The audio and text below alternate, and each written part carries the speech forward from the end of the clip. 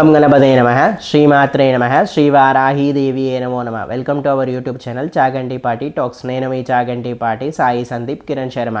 అందరికీ ఆంగ్ల నూతన సంవత్సరాది శుభాకాంక్షలు. అలాగే నేటి పంచాంగ వివరాలు.